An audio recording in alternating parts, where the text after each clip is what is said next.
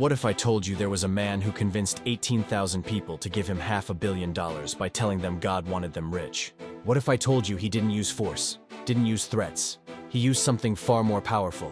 And what if I told you that when the government finally came for him, he tried to break away from America and start his own country? This isn't fiction. This isn't a movie. This is the true story of Gerald Payne, the painter who became a prophet, the criminal who became a cult leader, and the con man who almost got away with the perfect crime. By the end of this video, you'll understand why this scheme worked so well and why it could happen again tomorrow.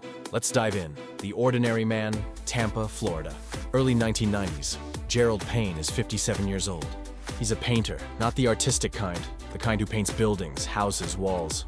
He wakes up every morning, puts on his work clothes, climbs ladders, rolls paint onto surfaces, and goes home exhausted. He's not rich, he's not poor, he's just ordinary. But here's the thing about Gerald that nobody knew. He was obsessed with money.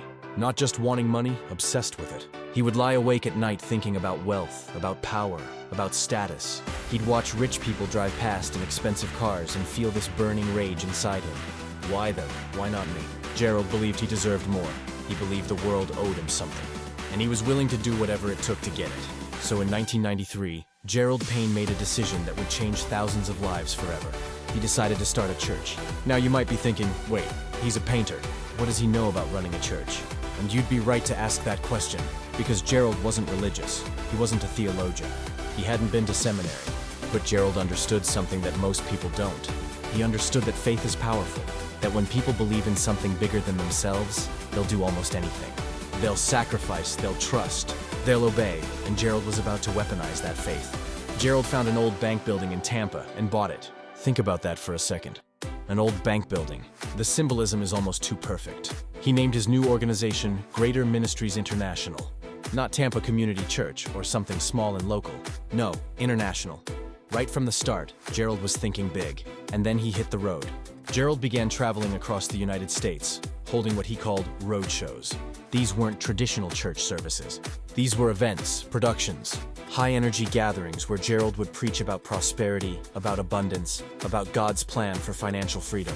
And people came, hundreds of people. They hung on every promise. Then thousands, they listened to every word. They trusted this man completely. At first, everything Gerald did was technically legal. He was just a preacher talking about money and faith. Plenty of televangelists do the same thing. But Gerald wasn't satisfied with donations and tithes. He wanted everything.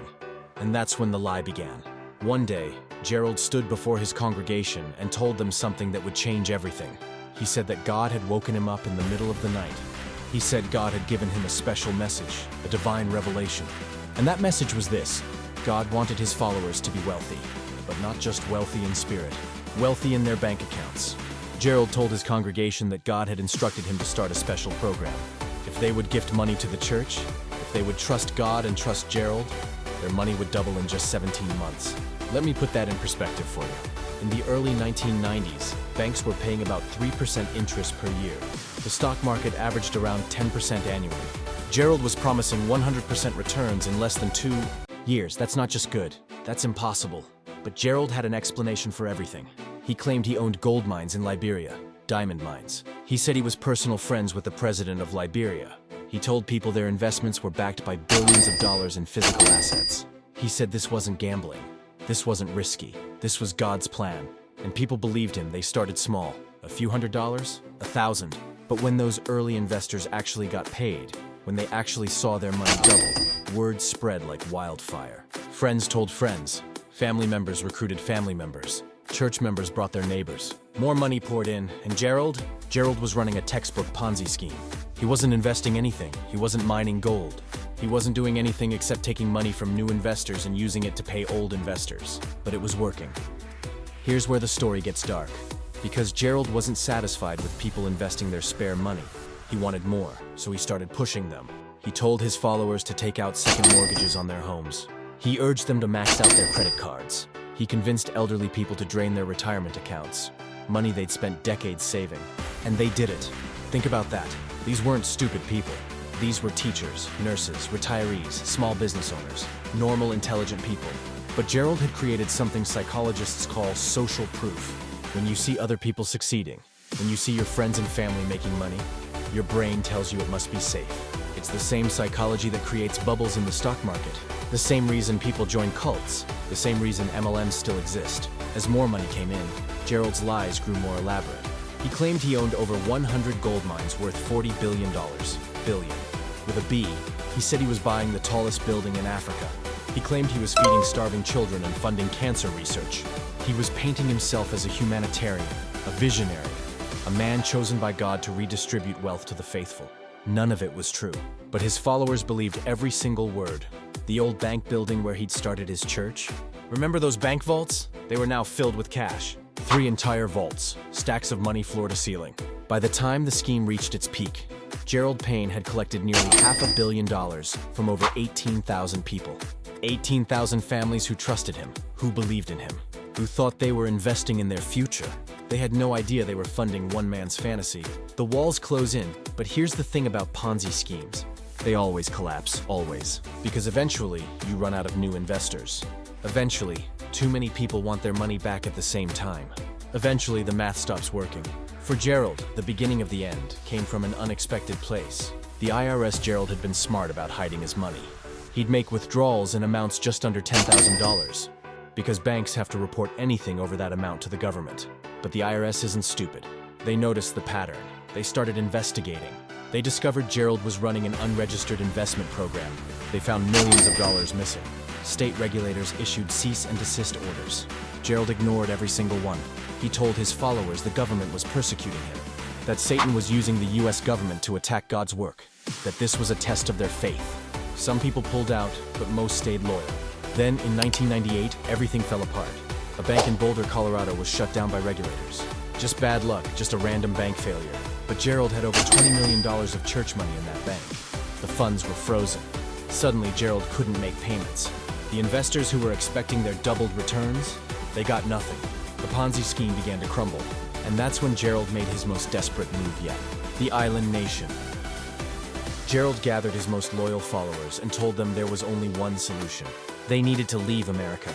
He claimed the US government was corrupt, that they were targeting him because he was helping the poor, that America had lost its way. His plan? Buy an island near the Bahamas and start a new country. I'm not making this up. Gerald promised his followers that if they invested just $10,000 more, they would receive citizenship in this new nation. They'd get passports, driver's licenses, and 1 square foot of land to call their own. Some people actually bought in, even after everything, even as the scheme was collapsing around them. Some people still believed. But it wasn't enough. The money had run out. Investors were demanding refunds. The media was circling.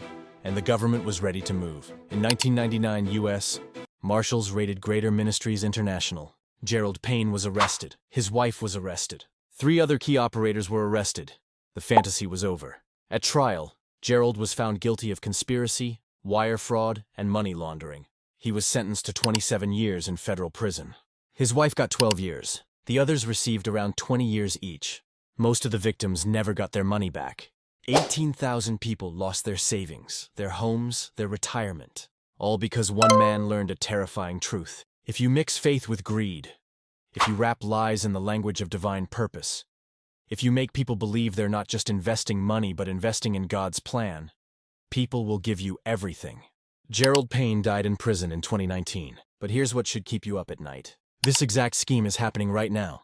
Different names, different locations, but the same psychology. The same manipulation, the same false promises. So the next time someone promises you guaranteed returns, the next time someone tells you God wants you rich, the next time someone asks you to trust them with your life savings, remember Gerald Payne.